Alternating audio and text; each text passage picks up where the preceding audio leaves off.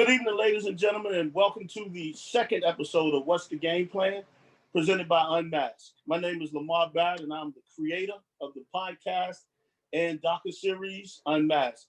Being a former high school and college coach for more than 22 years, there are so many untold stories behind the scenes as a college basketball coach. Now, Unmasked was created for the basketball fan that wants to know the behind-the-scenes activities that go on as a college coach, for the young aspiring coach that wants to get into the profession, but thinks that coaching is only what they see on TV and wearing the shiny suit, and for the professional that can take tidbits to better their career in their field of work. Tonight, What's the Game Plan episode, we'll be unmasking how to do the most important jobs in the basketball program. The creator What's the Game Plan and moderator for tonight's roundtable is Carolyn Smalls. Carolyn hails from Long Island, New York, and attended Salisbury University in Salisbury, Maryland. She currently resides in Baltimore, Maryland, and teaches physical education in Howard County, Maryland, while completing her master's degree. She also is coaching AAU basketball with the Maryland-based team, whereas just recently last week, she got her first win as the head coach, kind of by default, but she did get that all together. And at the same time, she's an aspiring women's basketball college coach. Ladies and gentlemen, I want to introduce you to Carolyn Smalls. It's only the second time Lamar has given me this introduction, but each time he says it, it gets me like even more excited than the last time.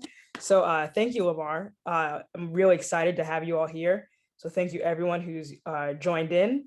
But first, I'm just going to kind of go over what we're kind of like the format for tonight. So we have three incredible, talented panelists that I'm really excited to hear about and hear from tonight. So I have about 5 questions that I'm going to ask one by one. They can feel free to answer in any order. And then after that, I'm going to open it up to the people that are in the Zoom. If you guys have questions, you can either put them in the chat or you can unmute at the end, and you can have your questions answered by them as well. So before we get to that, and I'll let you know when we can open it up to more questions, but before that, I want our 3 panelists to kind of introduce themselves. So for number 1, we have Aisha Foy, who's here. We have Cynthia Jordan, or CJ, and we have Keenah Lambert. So Aisha, if you want to get us started, introduce yourself and tell us what about you, where you're at, all that stuff. Well, hi everybody. Thank you for having me. I was on the last call and it was great. You did a great job moderating, so I appreciate you having me on the panel.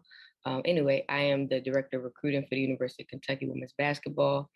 It's a new position. I was the first kind of person in the positions, kind of wanted to get some more help in recruiting. You know, recruiting can be a beast, chasing kids around social media, trying to help our coaches expand their brand on social media, and just providing some extra support and relationship building when we have kids on campus and things like that. I can help take care of them in that aspect. Before that, I was a graduate assistant at Southeast Missouri State under Rika Patterson, who's doing a really good job over there. And I played at Radford University. So before that, when I was playing, I always knew I wanted to get into coaching. So I was really kind of ambitious and trying to figure out what I wanted to do and who I needed to meet and things like that. So when I had logged on, I was in the wrong account, and I was Felicia Hall Allen's account, and she is the owner of a Step Up Assistant Coach Symposium. So when I'm not working full time with Kentucky, I'm helping Felicia kind of manifest her dream and continue to run that symposium, which is a great symposium. So a little bit about me.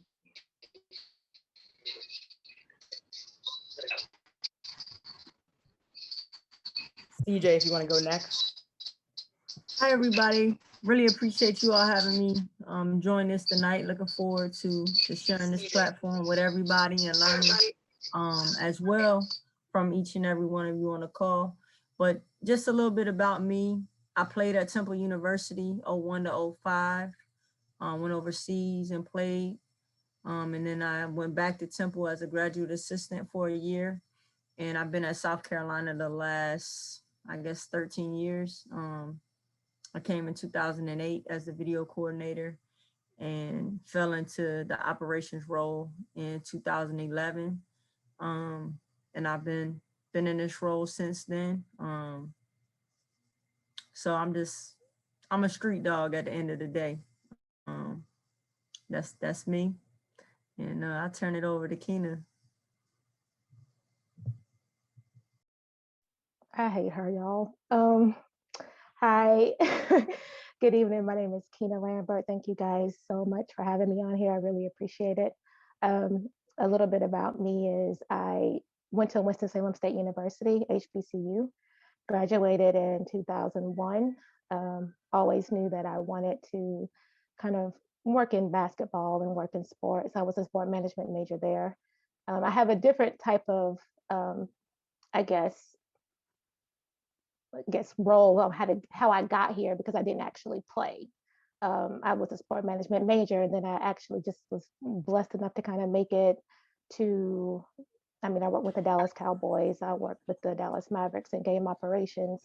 I worked at ESPN for a bit, and from there I met Coach Hamilton from Florida State University.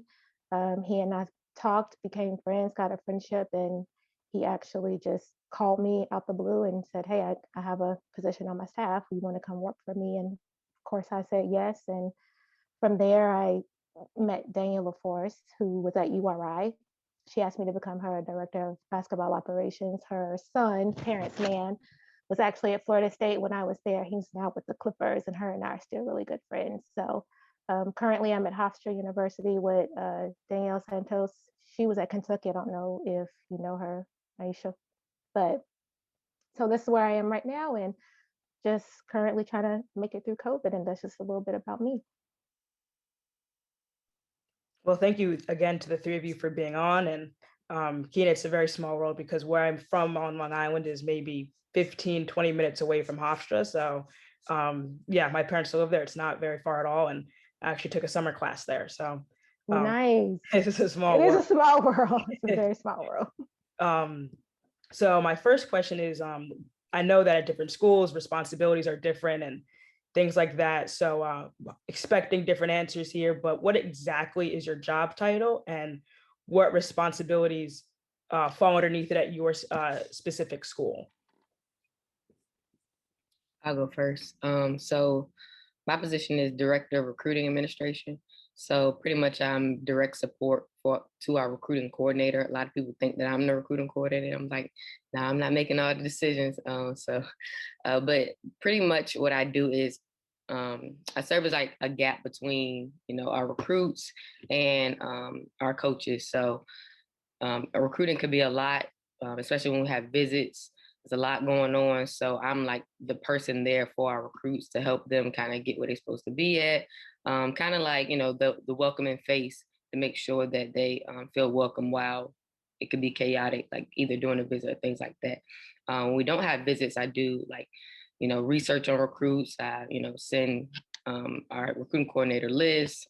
I make sure that, keeping up with recruits on social media and things like that. And I help our coaches with their social media and kind of building the brand, because my goal is to make sure that when, our coaches pick up the phone and call a recruit, they already know who we are because of either their social media presence, pretty much because of their social media presence. Like I want to make it easier to get kids on the phone and get them familiar with our campus and who we are, kind of what we do, so that by the time they get to campus, pretty much all they have to do is, they're in decision-making mode because they're already familiar.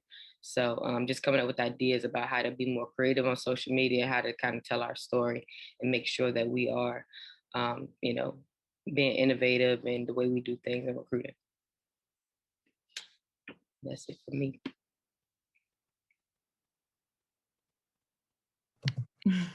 All right, I'll go. My title on campus is Director of Basketball Operations. And in college basketball, a lot of people use the acronym DOBO.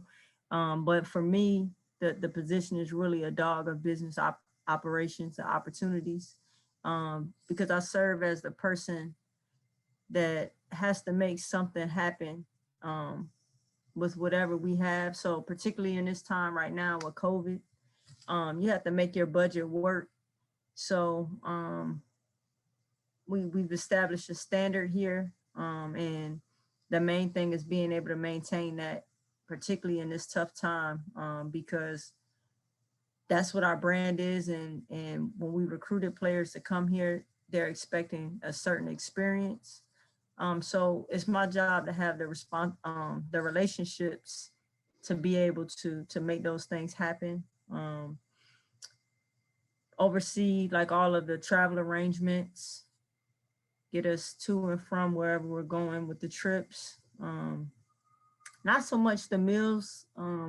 We have a dietitian now, but sometimes it is serving as a dietitian and coming up with menus, because a lot of hotel meals can get boring.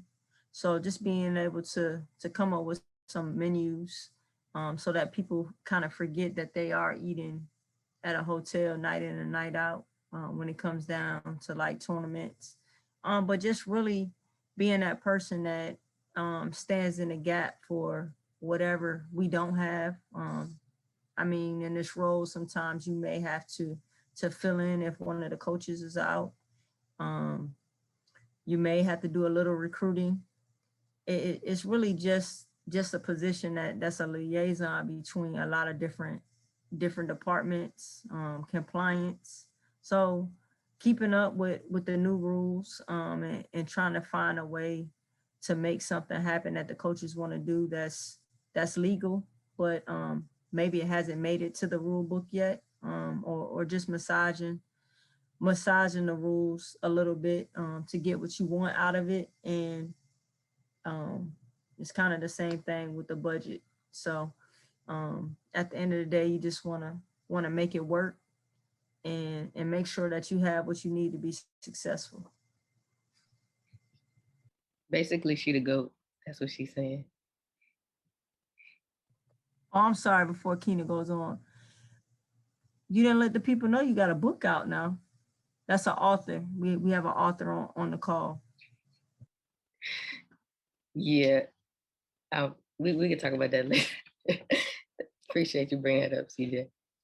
I am the director of basketball operations at HOFSTRA, and a lot like CJ said, we do similar things, except they just got a whole lot more money than we got, so which makes my job more complicated. When she was talking about busing, I'm like, busing is all I know. What y'all talking about on this phone call right now? But I pretty much help out our coaching staff, and like in recruiting, we have such a small budget, so our thing is really getting creative with what we have, being able to try to get to know who we're recruiting on a personal level. I do all of travel, from hotels, buses, our 2 plane rides we may take a year. I correlate all of that, along with our meals. I still do our meals. We don't really have a dietitian, so we rely heavily on our strength coach. She does a lot of meal plans for us, and we do Redefine and things like that. But basically, I'm a liaison as well for academics and compliance, making sure that we're up on CARA and ARMS, and it's pretty much we don't have as many hands. We have literally 1 graduate assistant and 2 managers. So a lot of that work falls back on me, and it's fine. I love what I do. I love doing it. I love to be around the girls. I'm a sounding board for them. They come to me a lot. A lot of times your role as a Dobo is as a counselor. If they don't want to come to their head coach, and you are kind of like that buffer between, your head coach and what they have going on, or somebody on your staff. If they want to talk to someone that's totally non-basketball related, I'm the person that they come to. So really, it's a lot of what she said, a lot of travel, a lot of meals, a lot of social media presence, and just trying to help, my coaches get to know who they're recruiting better and keep a good, solid relationship and foundation on the team. Our next question, which both of you kind of touched on, but how has COVID impacted or changed your position just for this season or towards the end of last season? How has that impacted or changed responsibilities, or how or maybe where you're doing certain things that make up your job? How hasn't it impacted it? I mean, you know, I do a lot of behind the scenes stuff, but a big part of my job is kind of like courting recruits when they're on campus and things like that. So, you know, it's been a dead period since. You know, I've just been pretty much helping out wherever. You know, they had the rule that 2 support staff members can now be on the court. So I've made my way to the practice team. So I practice with the team every day, just like I'm on the team. So I'm like, what in the world I get myself into? But we had hired a video coordinator, but it was a time where it was a part where we didn't have one. So I was serving as a video coordinator before the season started. Pretty much just helping out with our director of operations when we travel, trying to be there for her and make sure we have things.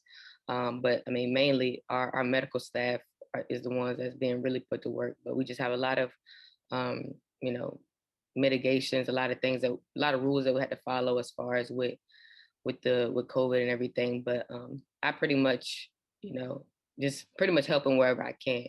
And then a lot of recruiting, since our coaches can't go out, I'm having to evaluate a lot of film because it's just a lot.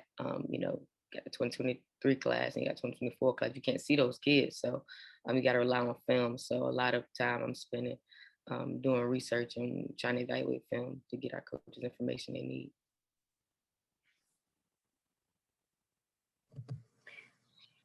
The biggest thing that I've had to do is adjust the travel, the method in which we travel. So we've had to bus one way on trips and then fly back or bus round trip. So honestly, once you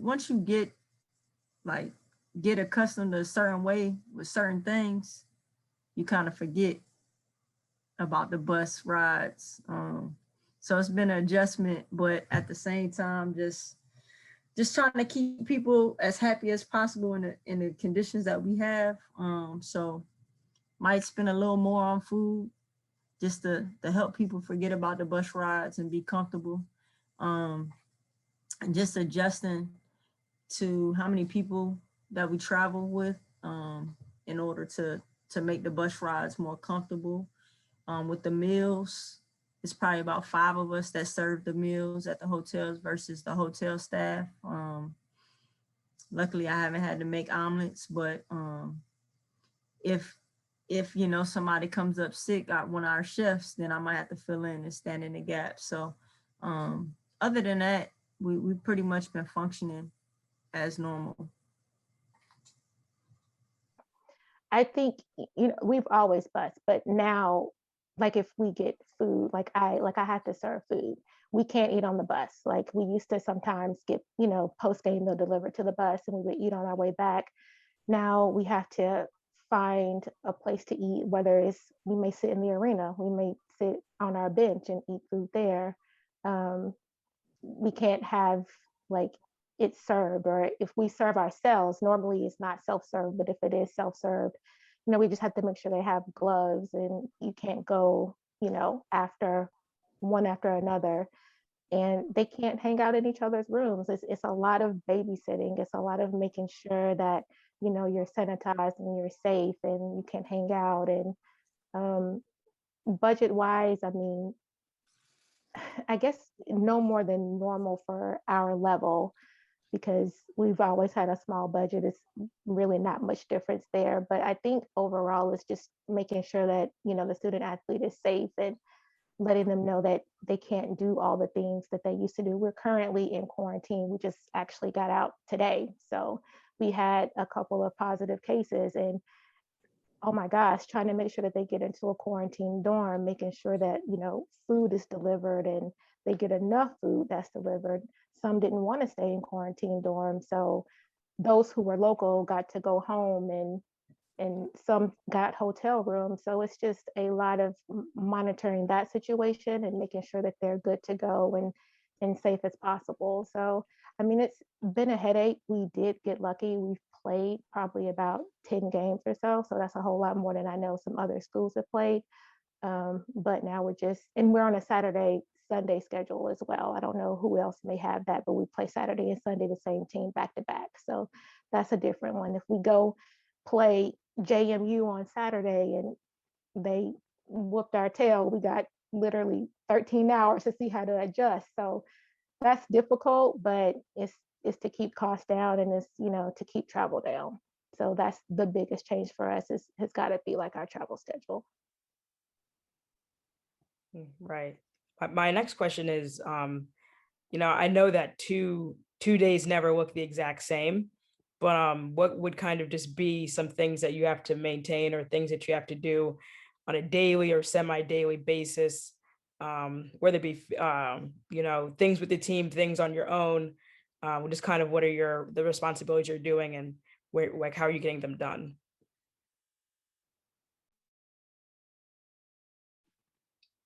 So like you said, no 2 days are the same. But some responsibility specifically is, after we play a game, I'll send the pictures to our coaching staff to, encourage them to post something about it. I help manage I don't really help manage our social media, but I give ideas about our social media and about our coaches' social media.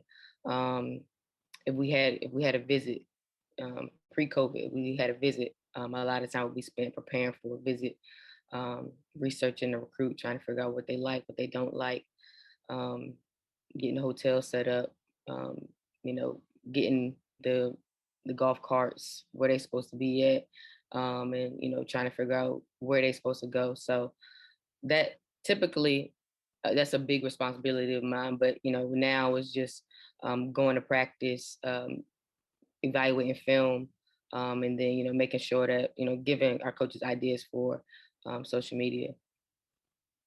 That's a big bulk of my day, and then travel, things like that. But as far as responsibility, those are the things I try to make sure I do on a daily basis. Well, I forgot a few things when I was telling y'all some of my responsibilities.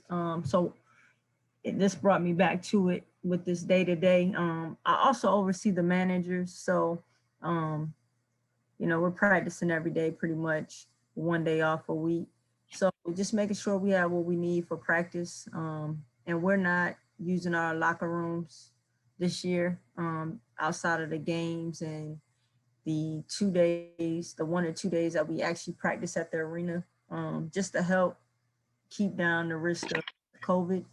But, every day really in season is always planning for the next day, the upcoming trips. So like right now, we are home for 7 days. So we had three road games in the last probably week and a half. So just trying to close out the trips, get all the receipts into the business office, and then prepare for the last 2 road games, so that I have a week to concentrate on our budget, on building our budget for next year, because we have that due at the end of this month. So February is just kind of one of a lot of planning, getting ready for the conference tournament that's coming up in a couple weeks, and we don't have a manual for that. So just trying to figure out what it's going to look like, and kind of not looking too far ahead, but looking ahead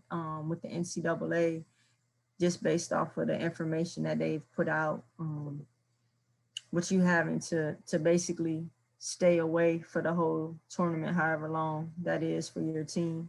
So just trying to get some things lined up for that, just knowing that you won't come back home, but also being able to create that same experience. So I'm kind of pre-ordering like tournament apparel and trying to game plan for that. So that's kind of what my days look like right now. And I mean, you got to stay on guard and sprinkle in a little bit of time for parents. I know last week I was working on FAFSA with one of our student athletes, even though it's February, but we were able to get that done and get her approved. So she'll just get all of her FAFSA, her Pell at one time during this year, but that is something else that I do as well.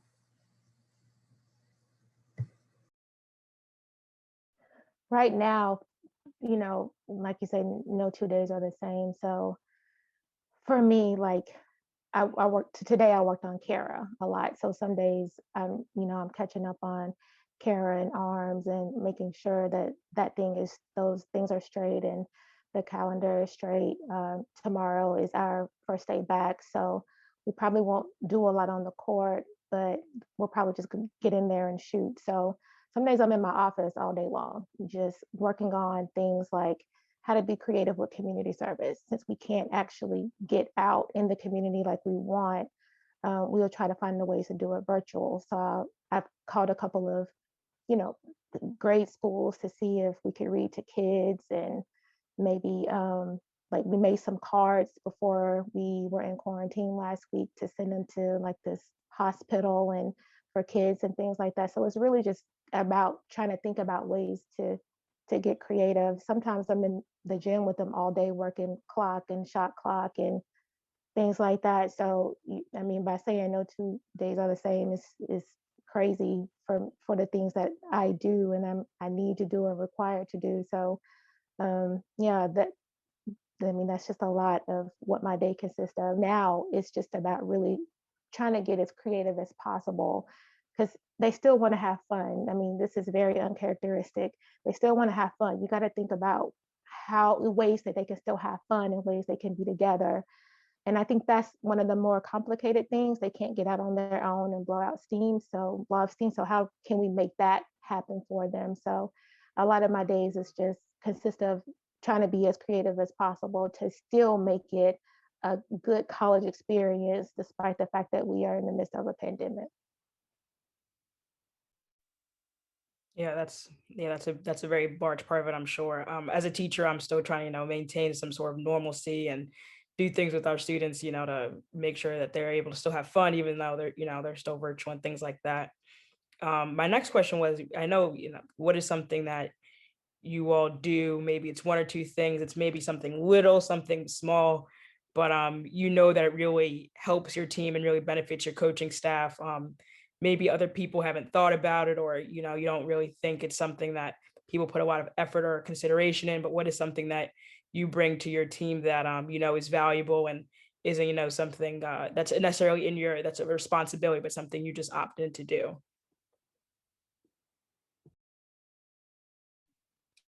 I see a question here about the practice players. One thing that wasn't necessarily in my responsibility that I kind of really owned on my own was get the practice team. One, because I knew how important they were, and also I'm not that much removed from being in college or whatever the case may be, and I also did it when I was a graduate assistant. So and I also have a marketing mind, so I'm all for recruiting people and trying to get them to do things. So and I know the benefits of being a practice player and what that can do for you if you're interested in coaching. So one thing I kind of jumped into is just recruiting the practice team. We struggled to get guys to show up and things like that. And right now I'm talking about pre-COVID. But I was like, you know what? I want to make sure that we have the best, most committed practice guys. So before school started, and even when school first started, one thing I would do is I would go to the gym and I would, ask people, hey, you interested? I would hand out flyers.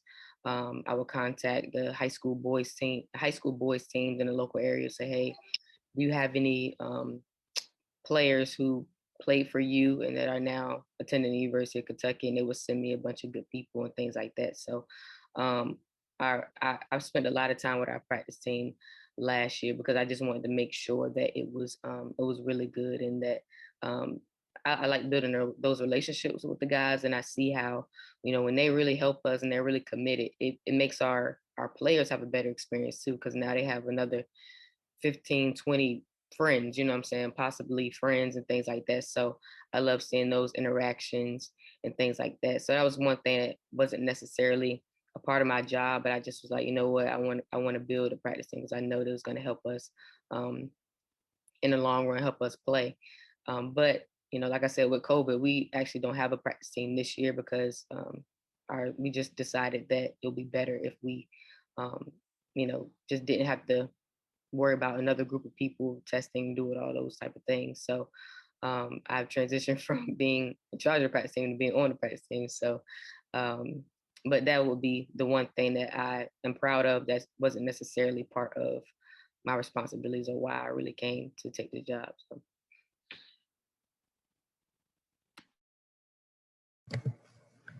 The thing that I'm probably that I take the most pride in is helping families to tap into the Pell Grant.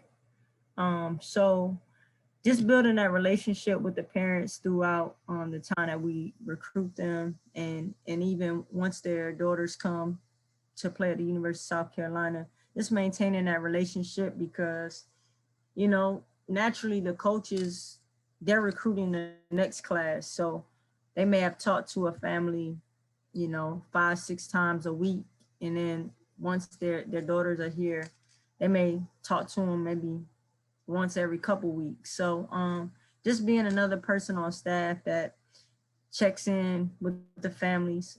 But for some of these families, the Pell Grant has been something that has really helped them, particularly in this time with COVID, and some of them have experienced the loss of their job, or a temporary period of time where they weren't making any money, and a lot of parents just being single parents and having other responsibilities. But just being that extra person to, some parents, they'll reach out and say, hey, my daughter's going through something, and we talk about it, and then I can relay that information back to the coaches, and we can help them out, because especially with this COVID, meetings are a little bit less, just to cut down on the amount of time that you're spending with people in person to run the risk of COVID. So that's probably the biggest thing that's been helpful during this time, and helping the parents navigate, and keeping them at ease, and knowing that their daughters are safe, and just communicating with them the plan that we're using to keep them safe during this time. But in terms of the practice players, we took 7 guys from our practice team last year. I think we had about 15, and we took the 7 most committed guys. And we told them up front, like, we need your commitment. So it's much like the team. You can't go out partying. You got to sacrifice that for the season, if you're going to be on the practice team this year. And I mean, we asked them, to keep their relationships kind of, but I mean, they're still maintaining their girlfriends and stuff like that. So we still have a couple extra people that we have to worry about exposing the practice guys to COVID. But we've been pretty good, without having an outbreak from them. So they've been pretty committed, and we've been able to reward them too as well, just doing some extra things for them. And probably the other thing is just really maintaining a strong relationship with our Under Armour rep. So we get additional things. So that's been helpful too. Like just being able to give the players some specialty shoes. Like we have something for them that just came in. So they'll get that probably next week, just to give them a pick me up as we get ready on this home stretch for this postseason run.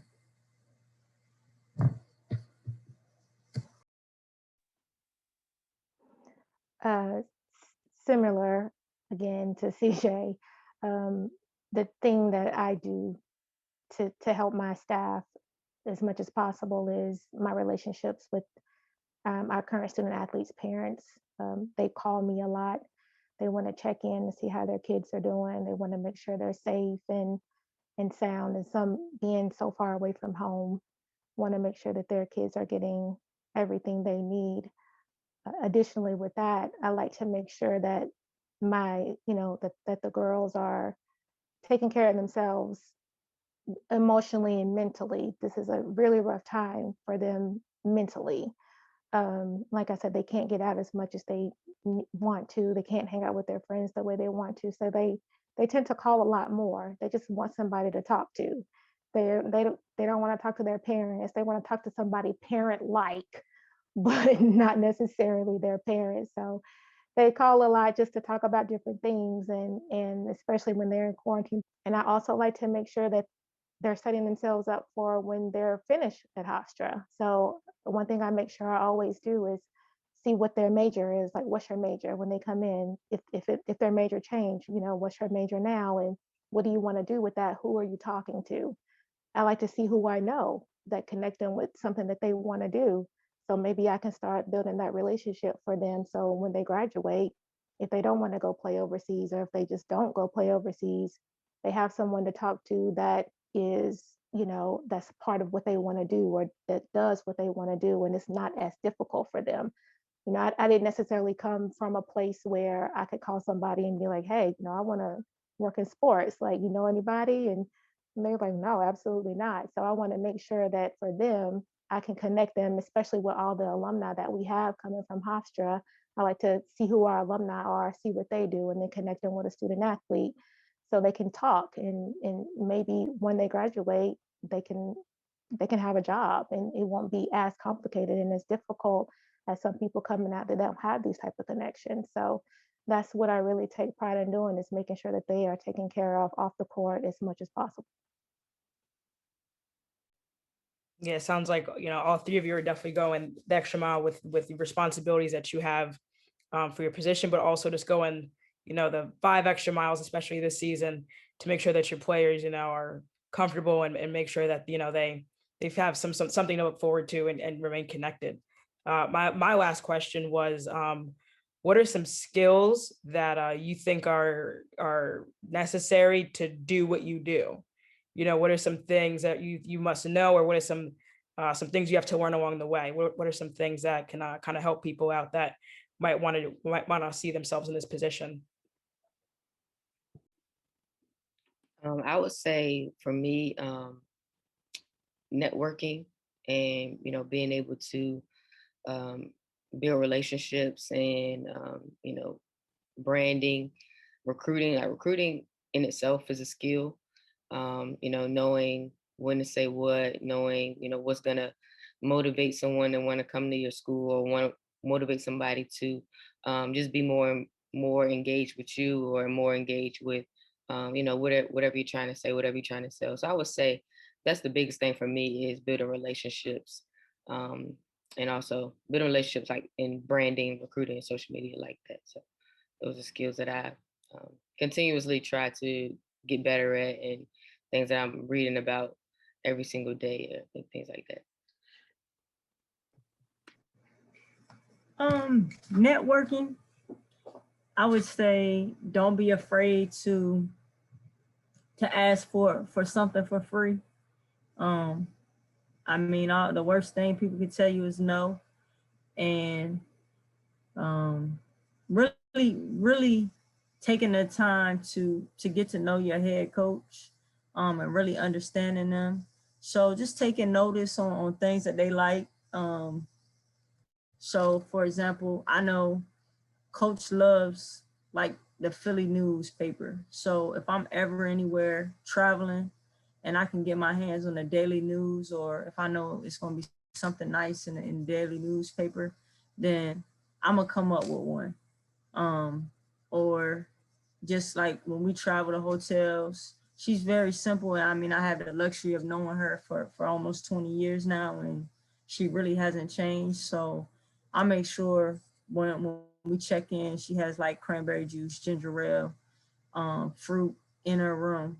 So whenever she checks in, it's just some things that she could snack on. It's nothing big, but it's always just to let them know that you're thinking about them and making their stay easier.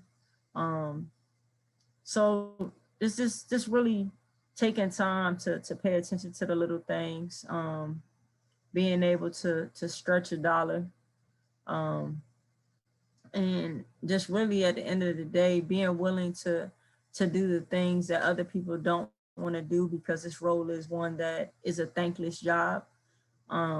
So you got to really have your heart in the right place when you get into one of these positions, but it can be very rewarding, if you do it for the right reasons and help other people, achieve their potential.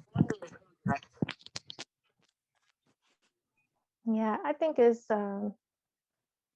having thick skin, but being gracious as well. You have to have thick skin in this job, but you also have to you got to be soft at the same time. Things happen, and a lot of times, it's circumstantial. Things happen around you, and you can't do anything about it.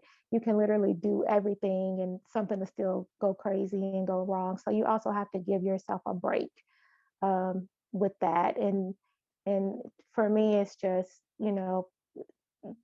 being able to think ahead, think about everything that can go wrong, and to being able to counter that with, all right, well, just being able to find a different way and be creative about going around different things. And I think it's about making sure that your head coach and your staff knows that you will go the extra mile for them. You're going to work hard for them, and making sure that you know for yourself that whatever you're doing, you leave it all out on the table, and it doesn't matter the amount of things that go wrong. It just matters, how hard you tried and what you've gotten right, and that you learn from it, and that you can just move forward and just not worry about the past, because this is a job that things happen all the time, and you can't get those moments back. You just have to kind of learn from that and move forward, and make sure the next time, the next trip, the next meal is a little bit better and right. I don't care if you got to order your head coach 2 meals to make sure one of them get there. That's what you do. You got to think ahead. You got to think ahead. So I love this job. This job is great. It's crazy. It's stressful. It's nuts, and it's nothing like it. It's never the same day twice, and that's the beauty and the beast about it. So I want to add something to that. A, a lot of, well, I think a big thing that kind of gets looked over, you know, well, with all of our jobs is we all are working behind the scenes. And one skill that gets looked over in this profession is like the mindset that you have to have. Like all three of us are super committed, to our job and what we do. And there has to be like, self-motivated, you know what I'm saying? Because everything isn't gonna be perfect. You might have somebody doing something that get on your nerves, or it may be a situation where it seems like all three of us, kind of really like our head coach, really love our head coach, but you may be in situations where you don't necessarily get along, or maybe something that they're doing that may annoy you, but you still have to, like Keenah said, like have thick skin and kind of get over yourself. I think the biggest thing is your mindset and being able to get over yourself, because at the end of the day, it's not about you. Well, not at the end of the day, beginning of the day, middle of the day, it's never about you. And to really be committed to what you're doing, like you got to be able to like put yourself last and be able to genuinely care about the people that you are around, and not just feel like you're just doing something to get to the next step or going through the motions. And sometimes I see a lot of that, and I see that's kind of that's the part that's missed. It's like, when you show up to work, you got to be seriously ready to serve and genuinely caring about the people that you're around, or you should probably go work somewhere else, because it's difficult to do what you have to do to serve people and not really want to, or have struggled to do that. So I think the biggest thing is getting over yourself. I mean, let me piggyback off of that. This job is people and relationships. People and relationships. That's all this job is. And if you don't like people, if you don't like to serve, if you don't like to, if you don't like to not hear to thank you every time you do something, then this role is not for you.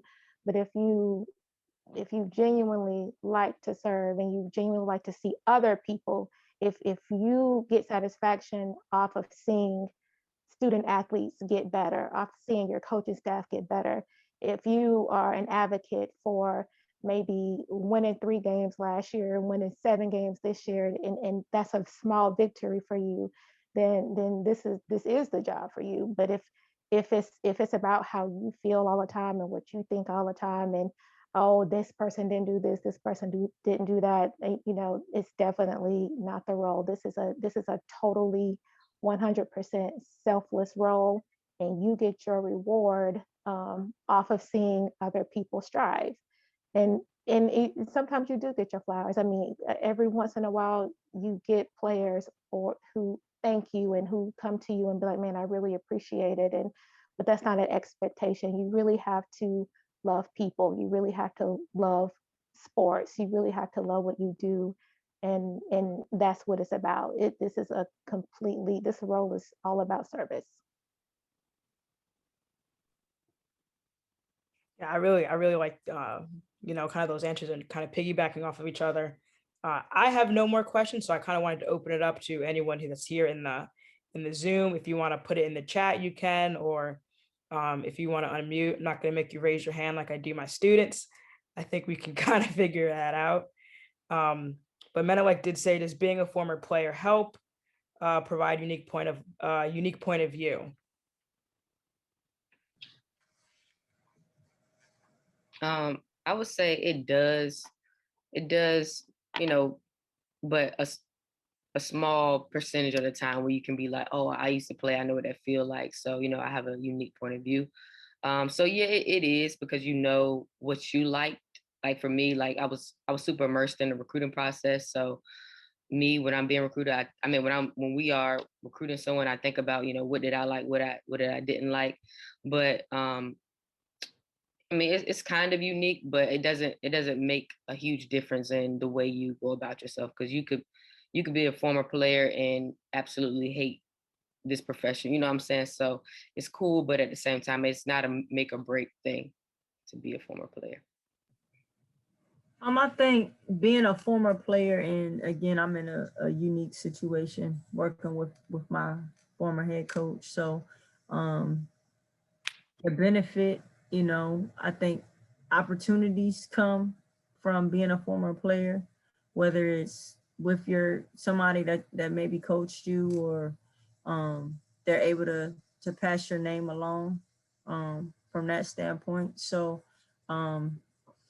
I think that's helpful. But in my role, sometimes maybe, I might go the extra mile, or what would seem a little bit over the top, is because at the end of the day, I know, coach, she's still saying the same message in a home visit. Like, when you send your daughter to us, we're going to take care of her and make sure she has what she needs. And you guys know, like, at the end of the day, the head coach, a lot of things they're not doing. So as a staff member, assistant coach, whatever, like, it's our roles to make the head coach look good. So, being able to stand in that gap and make sure that at the end of the day, each student athlete has a positive experience being with us. So whatever that entails.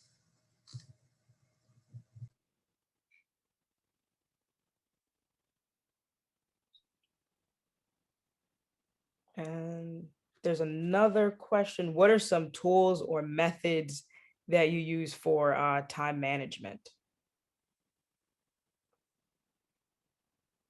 I'm sure there's not enough. I know there's not enough hours in the day to get everything done. So what do you do to kind of help, get as much done as possible? Praying. That's the best method I figured out is praying. I mean, time management, I would say the biggest thing that's helped me was really just learning how to manage my energy. You can make a to-do list, you can have a software, they all kind of do the same thing, but it's really, do you use it? And also, do you want to do whatever that task is, that you need to get done? So I've just really started, and I know this isn't time management, but one thing I started is like making sure I get enough sleep, making sure that I'm, not holding on to things. Like CJ just mentioned, like sometimes it could be something simple, but I'm gonna go over the top with it. I'm gonna like be super committed trying to figure out how to do it. And it may get me fired up, or it may get me like really, worried about it, and it could stress me out. So sometimes, it's like managing stress and getting over things so you can move on to do other things, or you can't have good energy all the time. So I would say the biggest thing is just like learning your energy, learning what stress you out, and taking care of yourself when you're not at work. That's the best thing you can do, and take a break when you need to take a break and get back to it. Then you'll probably be more productive when you get back to work after you take a little break. So.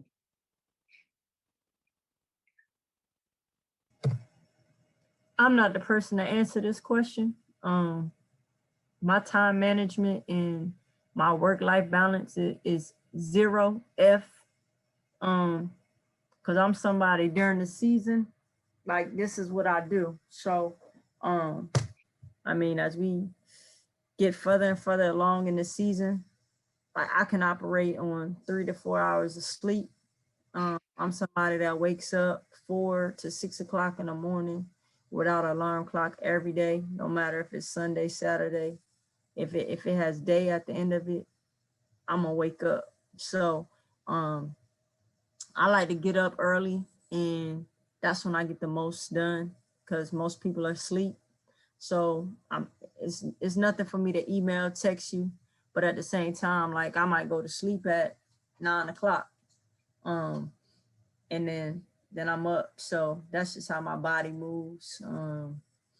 But I do enjoy like going on a walk for like an hour in the morning, like 5 o'clock, like 5 to 6. And that's kind of when I just map out my day. And then I just take it from there. So I'm just somebody that I know what I have to get done within that day. And I make sure that I get those things done. And if it takes me to 11 at night, then that's what it is. But on the flip side, I may come in early and knock out all my stuff, and then I'm just on campus talking to people the rest of the day. So it might not look like I'm doing anything all day, but I am working on building relationships during 9 to 5. So that's where I'm at with it. For me, my time management is whatever my head coach say in a meeting. If she say, "Man, I really want to go get some bagels for the team," and that's what I'm gonna go do. So whatever is set up for that day, it's trumped by whatever I hear her say that triggers an action. If she talks about how she, really wants to make a video about, I don't know, 3-point shooting, then that's where my time goes, is to trying to find a way to make that happen. So, I could have my whole day mapped out, and as soon as somebody says something that needs to get done, or as soon as she says something that needs to happen, and that's where my focus shifts to. And then the rest is just kind of come after that. All right, so we're going to do, just for the interest of time and just to respect our 3 panelists, we're going to do one more. And Jonathan, I see that you have your hand up, so you'll be the last question. Good evening, coaches. I just wanted to ask, what were some things you all learned within the past 12 months that has helped your culture at the prospective institutions that you're at right now?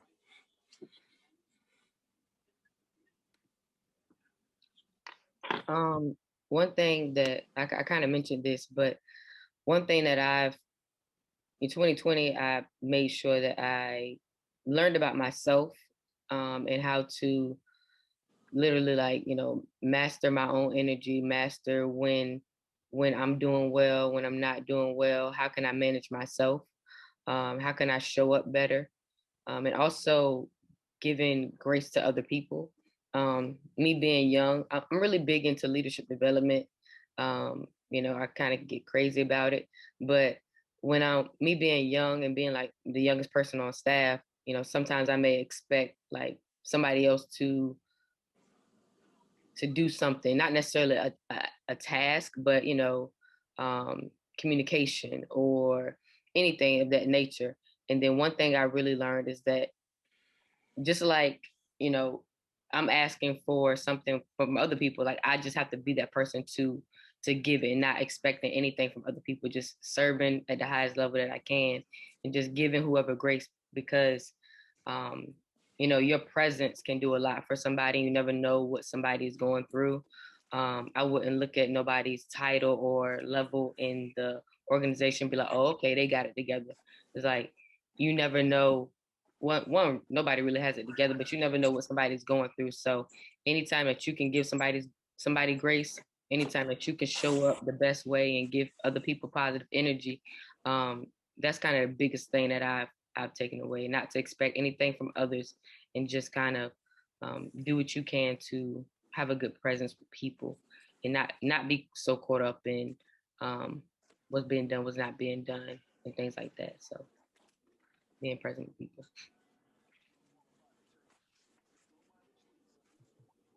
Sorry, I was trying to multitask. I'm trying to help one of these parents get the 1098 form. So I kind of missed the question. It was basically, what have you learned from these Zooms and in general for the past year that you've brought back to your program and that's helped you? Well, one, I learned people in general are willing to share information. And it's really a breath of fresh air, really, because just seeing how people are very giving of their time. So if there's something that you want to know, don't be afraid to pick up the phone or slide in somebody's DMs, or maybe reach out through a third person. That's really probably been the biggest thing that I've learned through COVID is, I mean, at the end of the day, nobody's too big to respond or help you. And really it's a great time to pick up some new skills. You got to be open to learning new things, because this COVID thing really has put people in situations where at some point in time, whether it's somebody on your staff gets COVID, and you got to stand in a gap. So it kind of takes me back to my playing days where you got to be ready when your number's called. So that's probably the biggest thing that I've learned through COVID is to be ready for the worst, but also be ready to stand in the gap, to keep things moving when you're without someone or somebody's, because at the end of the day, particularly in this role, it's much like your point guard. If they're steady, they're really that calm. So as the operations person, if you're calm and you may not know what's going on, but if you act like you know what's going on, everybody else will have a certain calm about them. So just being able to maintain that sense of confidence, that you know what you need, in situations that you might not have exactly what you need.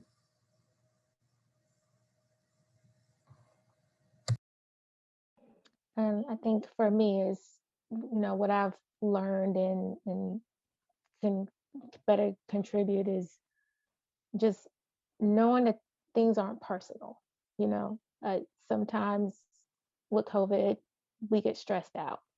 Our coaching staff gets stressed out. You lose a couple games, you stressed out. Sometimes things are said in ways that aren't so great, aren't so nice or whatever. And sometimes you may say something, I may say something that from, being stressed out that I don't necessarily mean either. And I think for me, it's important. And the thing that I've learned is that, okay, it's not personal. He's upset, she's upset, it's the stress of the game and it's the stress of losing. And we deal with so many things that people have no idea about that comes from so many different directions. I think it's important to know your staff and know your players enough to know that if something is said or done that you don't necessarily like or care for, that it's not necessarily personal. If I say something to you, I don't mean it. It's not personal. And if you come to me and say, hey, Keenah, the way you said something, or that really hurt my feelings, and maybe I was just yelled at by my assistant coach. Maybe somebody just dropped 5 plates of 5 different student athletes' food, and I'm kind of crazy at that time.